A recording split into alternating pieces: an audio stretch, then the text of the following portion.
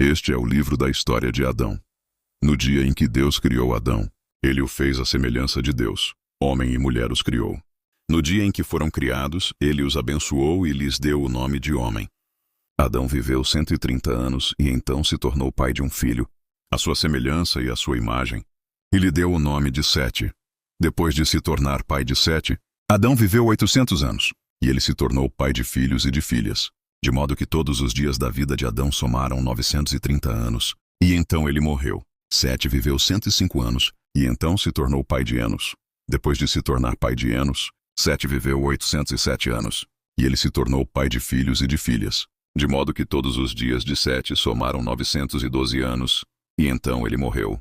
Enos viveu 90 anos, e então se tornou pai de Quenã. Depois de se tornar pai de Quenã, Enos viveu 815 anos, e ele se tornou pai de filhos e de filhas, de modo que todos os dias de Enos somaram 905 anos, e então ele morreu.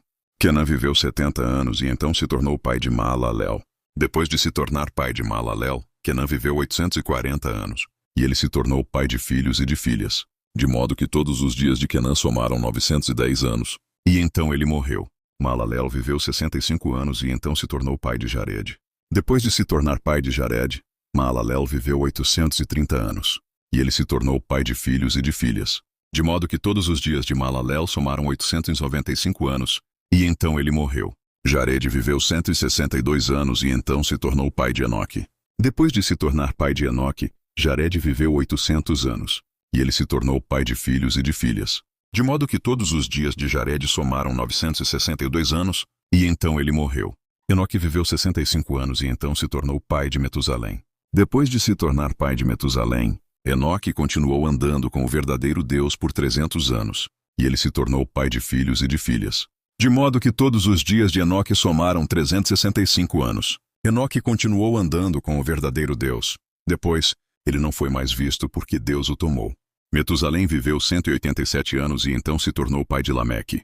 Depois de se tornar pai de Lameque, Metusalém viveu 782 anos, e ele se tornou pai de filhos e de filhas, de modo que todos os dias de Metusalém somaram 969 anos, e então ele morreu.